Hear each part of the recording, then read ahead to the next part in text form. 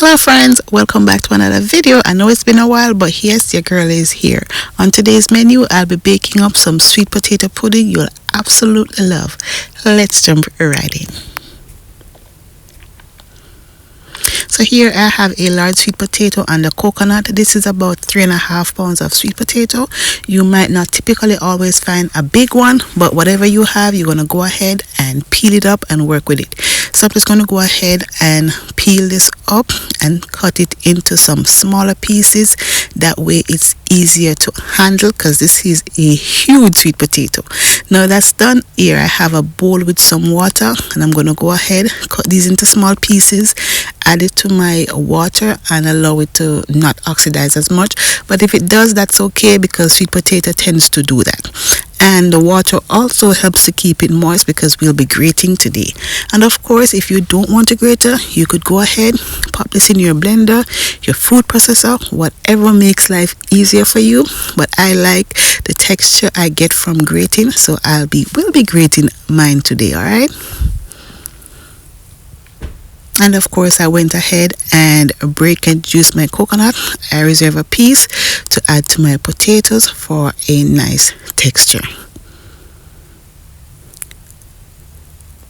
I'll be using the smallest side of the grater.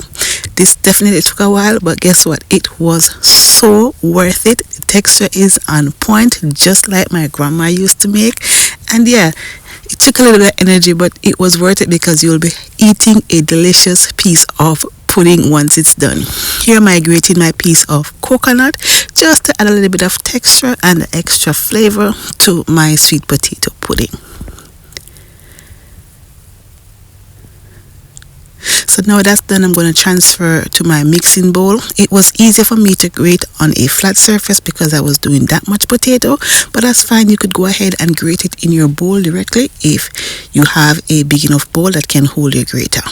Now this is the texture we are looking for. It oxidized a little bit, but that's fine. That's how it's supposed to look. Let's work on the dry ingredients. So I'm going to go in with 2 cups of flour, properly measured, and I'm going to go in with a cup of cornmeal. The cornmeal is optional, but I like the texture that it gives to my sweet potato pudding. I went in with some salt, some cinnamon, and some freshly grated nutmeg. I will leave the full recipe down below that I use for this particular recipe, and you could go ahead and try it. You could mix and match and adjust the way you like. So I went in with about 1/2 cup of raisins because I do love raisins, and I'm going to mix that in and set aside. Now for my wet ingredients, I went in with about 4 cups of freshly juiced coconut milk, and I'm going with 1.5 cups of sugar. I did not want this too sweet, so I went with 1.5 cups of sugar. I went in with about 2 tablespoons of vanilla and 2 tablespoons of molasses. Molasses is to enhance that malty flavor that you would get from a dark brown sugar and also give it some color. And I'm going to add some melted butter to this for extra added richness.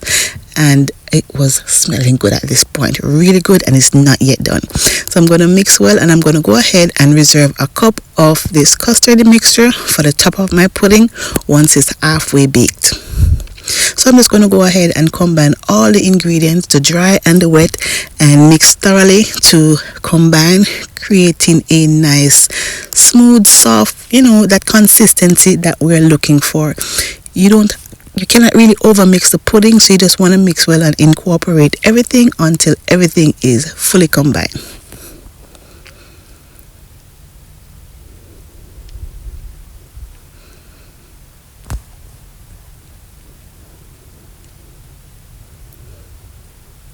Now you could go ahead and make this into some smaller potato pudding, but I want one big one. So here I'm going to use this large baking tin that I have, and I'm just going to go ahead and grease it thoroughly with some softened butter, and I'm going to pour all the mixture in.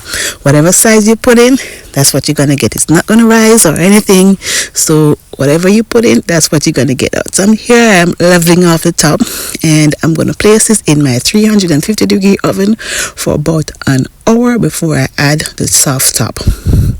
So out of the oven after 1 hour. Here I am pouring on the top, and I'm going to place this back into the oven for another hour or so, because this is a big pudding. Allow it to cook all the way through and allow the custard to caramelize and set. I did allow this to sit and wait overnight, because the longer it sits, the better it gets and you have a better texture. So it was sitting for about 24 hours, and this is what it's looking like. And let me tell you, this was so good. The texture was on point, just the way I like it, just the way my husband like it. And let me tell you, this was good. I had this with a cup of coffee, and my morning was divine. That's it, my beautiful people. I thank you so very much for watching. If you haven't yet, give it a thumbs up, share it, leave a comment if you have one down below, and I'll try my best to get back to you. Thank you so much for watching. Bye bye.